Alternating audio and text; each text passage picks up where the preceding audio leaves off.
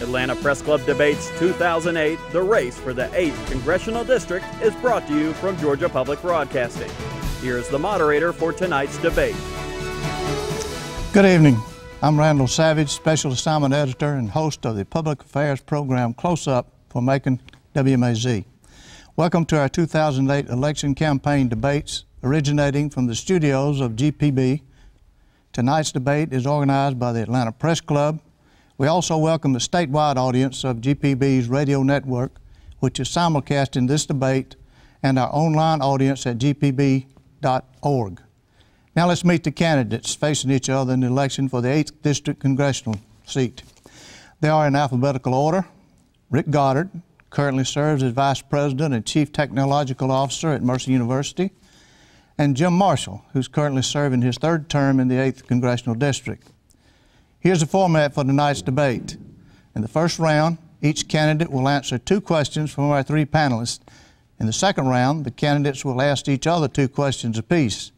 Each candidate will have time for rebuttal in this round, and in the third round, the panelists will continue questioning the candidates. Finally, each candidate will have 30 seconds to make a closing statement. Before we get started, let's meet our 3 panelists selected by the Atlanta Press Club. First, we have Tom Baxter, editor of Southern Political Report.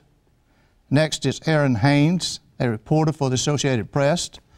And our third panelist is Josephine Bennett, news featured reporter for GPP's radio station WMUM in Macon. Now let's get started with the debate. In the first round, each candidate will be asked 2 questions by our panelists. The candidates have 60 seconds to answer each question. By random selection, Jim Marshall gets the first question from Mr. Baxter. Mr. Marshall, you provided a couple of the most dramatic moments during the early days of the financial crisis when you told your colleagues you were willing to lose your seat to vote for the $700 million or billion-dollar rescue plan, and then later when you reacted very dramatically on the radio to the news that the vote had been lost on the first vote. Do you feel as strongly now that such a bill was vital, and if you could go back and have some effect on the legislation now, what would you do to improve it? Yeah, I do think that the bill was very important. We had to pass it. It was described as a must-pass bill by leadership on both sides, and also in the House and the Senate. The President was behind it, the Treasury Secretary, the Fed Chairman. But the bill was also very controversial. It was very short. As given to us, it was 2.5 pages. And what the House did was add oversight, add payback requirements, add a number of other provisions, and I thought it was extremely important that we pass it. And it's because our credit markets were tightening up dramatically. It was something that very, very few people, certainly I, did not foresee, but you could see it happening. And we knew that the consequences of this could well be something like the Great Depression this country had experienced previously. And so I thought it was must-pass legislation. Obviously, all legislation can be improved. That legislation could have been better. None of us wanted to vote for it. It was wildly unpopular, but absolutely something we needed to pass. Ms. Haines, you have a question for Mr. Goddard. Yes, Mr. Goddard, back in September, there was some controversy over your use of the word uppity in describing MSNBC reporter Ron Allen, who was black. You were widely criticized for that, and my question is, do you feel like that criticism was unfounded? Well, I do think the criticism was unfounded. Actually, my upbringing, obviously, in the Mountain West, that word never had any attachment to anything racial whatsoever. 20/20 hindsight says, gee whiz, I wish I hadn't used that word. But the fact is, it had no connotation whatsoever in my mind, and using that word was not in the context of which it was painted. The fact is, the reporter was using a very strong approach to Newt Gingrich and painting a picture that was not correct. And he was showing a style that I thought was just not correct, and so I commented on that. But certainly, I've never meant, nor would I ever intend to offend anybody with a word like that. Josephine Bennett, it's your turn to ask the question of Mr. Marshall. Mr. Marshall, more Obama voters could be very beneficial to you, yet you have never endorsed him, and a lot of Democrats think you cater more to the right. Do you? I have my own race to run, and that's the reason I didn't get involved in the current presidential campaign. And it's also the reason I didn't get involved in the 2004 presidential campaign between Senator Kerry and President Bush. And what I try to do is reflect the values of my state and my country and advance the interests of my state and my country. And I try to do that without regard to which party is pushing the issue or whether it's described as a right-wing issue or a left-wing issue. I just try and take it issue by issue and do what's best for those that I represent and for my country. It's pretty much as simple as that.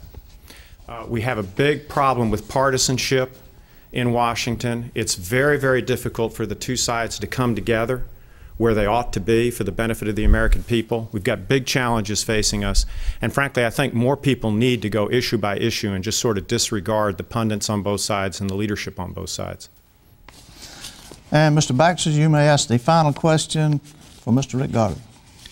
Mr. Goddard, you've said that members of Congress should be careful about injecting themselves into situations like the one in which Congressman Marshall steered the location of a software support facility to Robins Air Force Base. When and at what level is it legitimate for members of Congress to work to bring new facilities to bases in their districts? Well, the issue was not about the software support facility. The issue was about transferring civilian career management to a central location. Quite frankly, when Mr. Marshall submitted that legislation, he already knew that the Air Force had decided to terminate that issue pending further study. So the fact was, this legislation was inserted just as a political grandstand. The fact is that we have got a situation in our military where we are totally underfunded. The fact is that military is not being funded at the level they need to be funded, and therefore we have to make some decisions about where we need to go, reference the funding of those sources. When Congress injects itself into military matters, just directing the military how they should manage their workforce, that doesn't take into consideration the judgment and the total understanding of the total military leadership. That concludes round one. It's now time for the candidates to ask each other questions. You have 15 seconds for the question, 60 seconds to respond, and 30 seconds for rebuttal. By random selection, Jim Marshall asks the first question. It shouldn't come as any surprise during the debate in Perry I asked two questions, one having to do with the fair tax, your position on the fair tax, the other having to do with investment in the private stock market of Social Security funds. And you didn't respond to either that then. It's been about 3 weeks since then, so perhaps you can respond to those questions now. Well, I think I responded very clearly on the fair tax, in which I said the fair tax is one solution to a broken system in America where our taxation system needs to be totally overhauled. We tax the wrong things. We tax income for sure, but we tax savings, and we tax the kind of things that increase investment, the very things that help grow our economy. So we do need a new taxation system in this country. The fair tax has been offered. Maybe the flat tax is better. The trouble is there are no good ideas in Washington that are being vetted right now to reform our tax system. Reference Social Security, and of course the Democratic Party put out a missive the other day that said, all you candidates, you rush to your opposition and you try to paint them in a corner with the Social Security issue. You make sure that they are in the corner and put them there. The fact is, I have always said that I do not support using Social Security dollars for funding Social Security benefits into the stock market. I've said that, and I believe that. Mr. Marshall, 30-second rebuttal. I'm going to use my 30 seconds to talk a little bit about the software support, the personnel management issue having to do with Robins. It is true that Congress works closely with DOD, the Air Force, and the other branches to try and figure out what's best for the country. And one of the issues that I wrestled with over a 4 or 5 year period of time with the active involvement and assistance of the command chain at Robins and at AFMC, and actually the chiefs of staff, two of them, is this movement of the personnel management function. Actually, I think that that's a clear difference between the two of us. Anybody representing Robins needs to be concerned about that. Mr. Goddard, you may now ask Mr. Marshall your first question. Yeah, Jim. Barney Frank, your chairman of the House Financial Services Committee, has indicated he will seek a 25% reduction in the military budget. Such an irresponsible cut would cripple our military and be disastrous for Robins Air Force Base. Up to now, you've been totally silent on that issue. Would you again vote for Speaker Pelosi, and how do you defend the Democratic leadership when you know their intention is to put our military and Robins Air Force Base at risk? Nobody in Congress wants to jeopardize national defense, and I strongly disagree with anybody who suggests that it's appropriate to cut our military budget by 25%. In fact, I frankly think that we need to grow that budget and that we ought to be at a minimum at 4%. And I'm one of the co-sponsors of legislation to that effect. Nancy Pelosi is the current speaker. She will be the speaker when we return, probably with a much larger margin than the margin that exists at the moment. She's got the votes. She'll get a unanimous vote out of the Democratic caucus. Probably no Republicans will vote for her. And those Democrats who, and there won't be anybody, frankly, who chose to undermine their effectiveness with regard to representing their constituents, Robins Air Force Base, their country, etc., by sort of a throwaway no vote, makes no sense. You wouldn't do it. Nobody would do it. It'd be really foolish representation of your constituents. So I assume by that you would end up, by voting for her, supporting the 25% cut. One thing I'd like to mention again about the movement of civilian personnel. Mr. Marshall decided to inject himself into that process without ever consulting the commander at Robins Air Force Base. Now, he just said that he did, but in fact he didn't. He never consulted with the commander. He never asked what his position was. He listened to some civilian people that had decided they wanted to inject him into the process. That is not right. It's not the way things should be done, and Congress should not inject themselves into the leadership when they have not gone the full length to understand how it's going. Mr. Goddard, you may now ask your second question of Mr. Marshall. Jim, you spent literally hundreds of thousands of dollars trying to recreate my position on immigration. You use in your advertisement words that I said, it's a clear America needs foreigners to perform some jobs. But then in your meeting with farmers up in Jones County, you said, we know these folks are doing jobs that won't be filled by anyone else. Now, if I read those together, my statement, it is clear America needs foreigners to perform some jobs. Mr. Goddard, would you please ask the question? Yeah, and your statement, we know these folks are doing jobs that won't be filled by anyone else. What's the difference between your position and my position? We've had guest worker programs for farm labor for decades in this country, and in rural areas where the population has to work year-round, when you need a major surge where labor is concerned, bringing in migrant labor makes sense.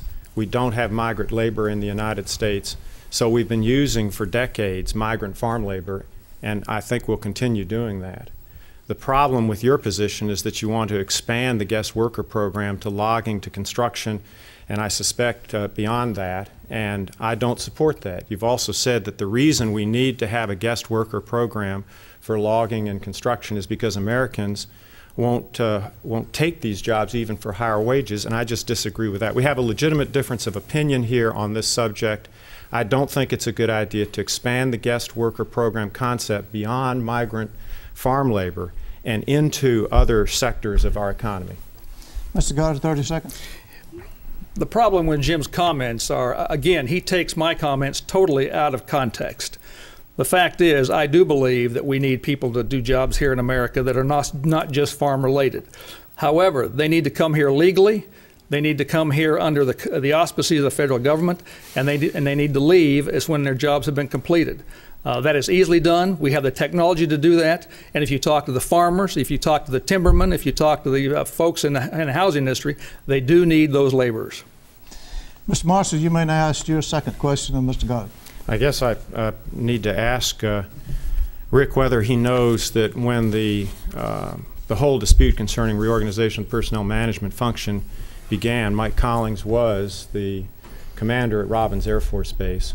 I'll give you Mike Collins' telephone number, his cell phone number. You can call him up and he'll describe to you all the conversations we had. You have a question, Mr. Marshall?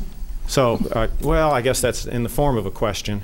Why is it that the member of Congress from Middle Georgia should not attempt to intervene to protect that management function? Why do you think that's a bad idea? Why would you oppose that? Well, first of all, we manage the entire United States military centrally. We manage that process centrally. The Air Force is looking at the possibility of managing civilian personnel centrally. And you decided to interject yourself and say, no, you can't do that. So you submitted legislation to that effect. When you submitted that legislation, the person that was in charge was not Mike Collins. It was another commander, and you never, ever talked to him. You never asked him his opinion. You never talked to him. I guess I get a rebuttal. 30 seconds. The start of this was about 4 or 5 years ago. I submitted a piece of legislation 3 or 4 years ago, broadly supported in Congress, having exactly to do with this issue. Mike Collins was then the commander. I talked with Bruce Carlson, AFMC Chief, Buzz Mosley, who's Chief of Staff of the Army. I had repeated conversations with Tom Owen. I had conversations with former commanders, frankly, not you. You were not very involved at all with regard to Robin's issues at that time, or I would have had a conversation with you, trying to get guidance, trying to figure out what the right thing to do is. Clear to me that we've reached the right result as a result of an awful lot of work done by a bunch of different people, and you're on the wrong side of this issue. It's not good for Robin. Your position is not good for Robin. It's not good for the Air Force. Thank you. Sorry. That concludes our second round of questioning. For our third round, we return to our panelist of journalists who will ask questions of the candidates of his or her choice. Candidates will be allowed 1 minute to respond. As moderator, I will determine if the opposing candidate will be given 30 seconds of rebuttal time. We begin this round of questioning from Errin Haines. Mr. Marshall, you mentioned that you prefer to deal with the issues rather than leadership, but I still have to ask, what, if anything, do you care to share with us about what you think about Barack Obama? Do you think that he's qualified to be president? I do. In fact, I'm very impressed. The first time I've actually spent very little time watching the presidential debates, you know, having decided to stay out of it and having a lot of other things to be doing with my time, I've sort of carefully avoided that. But I saw a press conference when Barack was coming out of his first trip to Iraq. He was in Jordan. He was responding impromptu to the questions by the press. I was actually very impressed by his grasp of the challenge that we face with terrorism generally, with Iraq specifically. And I do think he's qualified to be President of the United States, and I think if he is elected, he will be a very good President of the United States. And I intend to do everything I possibly can, if he is the President of the United States, to help him be the best possible President. If John McCain is elected, feel the exact same way. He's clearly qualified to be President of the United States. He's somebody that I know I can work well with. So it really, to me, what's important doing my job is to focus on having the best possible relationship I can with whoever is the President of the United States and try and help them be the best possible President they can be. Time, Mr. Marshall. Mr. Goddard, would you like to have 30-second rebuttal? You know, I'd like to go back to the issue of Jim Marshall and putting his wisdom into the Air Force. You know, we're in a situation now where we have never had to do more with so much less than we are today. And when congressional mandates are put to the United States military without any control on that process, it affects our military soundly. Okay, now Josephine Bennett, will you ask a question, please? Mr. Goddard, you said you would have voted no on the bailout. What are some of your ideas for fixing the economy, and did you conduct a poll right after the bailout vote before responding publicly? Well, first of all, we were in the process of conducting a poll during that week. The fact is, though, I cannot make a decision on a vote when I don't even see the legislation. Mr. Marshall has an entire staff that gives him the legislation, and I hadn't even seen it yet. So I'm not about to make a comment on legislation that I haven't seen. But the fact is, the people that were showing the most courage were those that voted against this bill. In the middle of this moment, there was great concern. Everybody was talking about the sky is falling.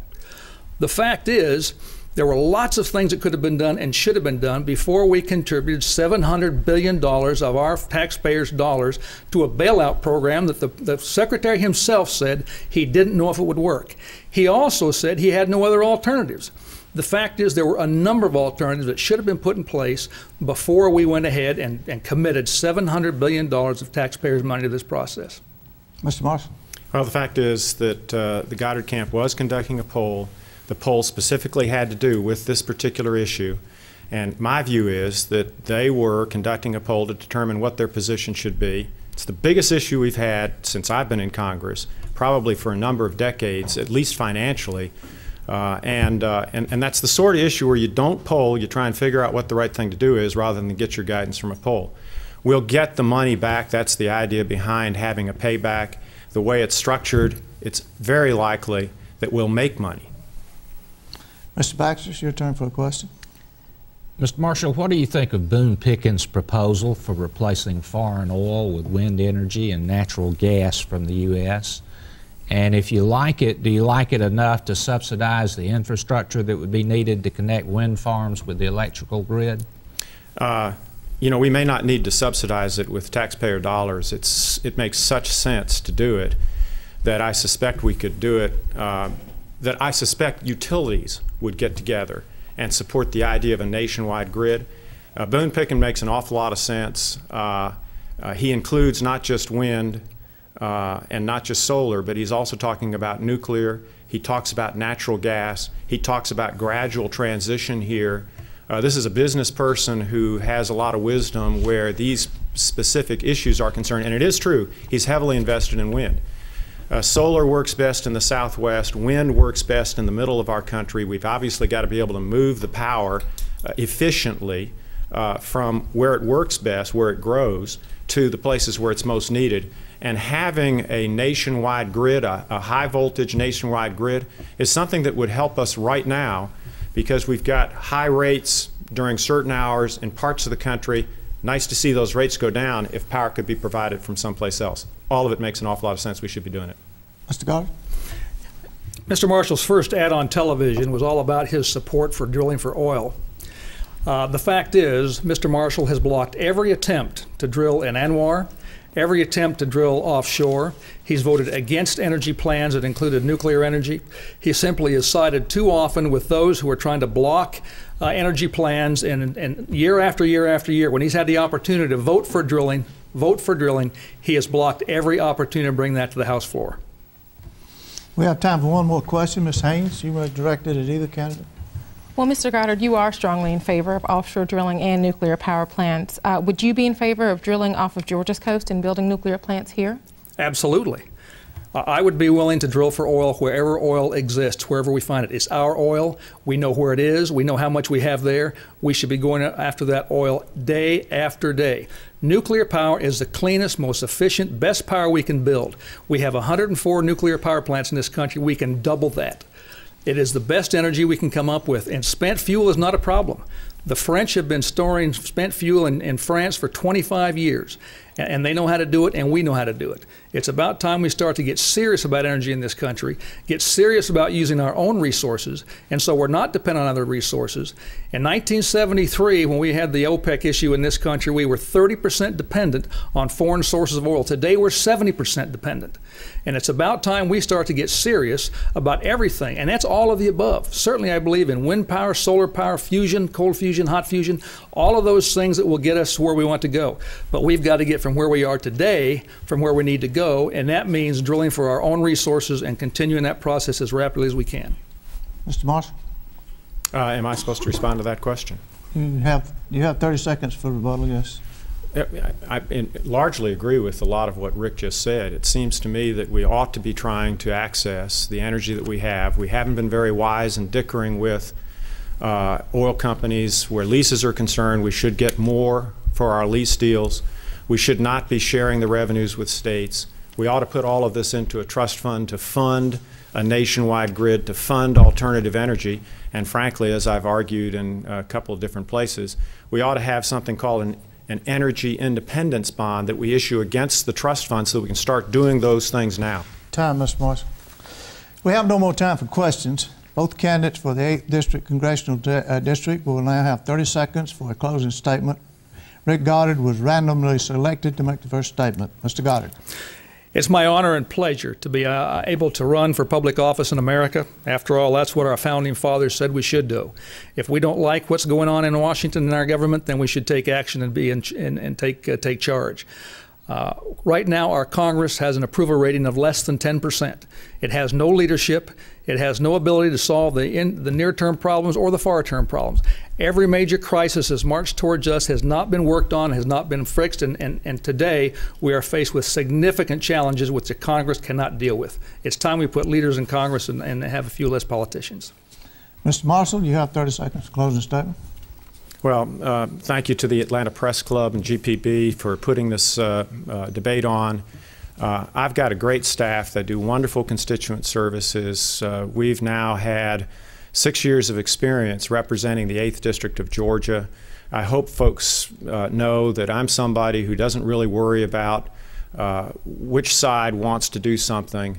I just try and worry about what's right for those I represent for my country, reflect the values of those I represent in my country, and advance the interests of those that I represent in my country. It's a great privilege for somebody like me to do this job, and I hope you'll permit me to continue doing it. That concludes our debate. We'd like to remind voters that the general election will be held Tuesday, November 4th. Our thanks to the candidates and to our panel of journalists. We'd also like to thank the Atlanta Press Club for arranging tonight's debate. For more information about the Atlanta Press Club, you may visit www.atlantapressclub.org. This debate will be archived for the Press Club's website. I'm Randall Savage. Thanks for joining us for the 2008 election debate. This program was funded in part by a grant from the late Tom Watson Brown and by supporters of Georgia Public Broadcasting. Thank you.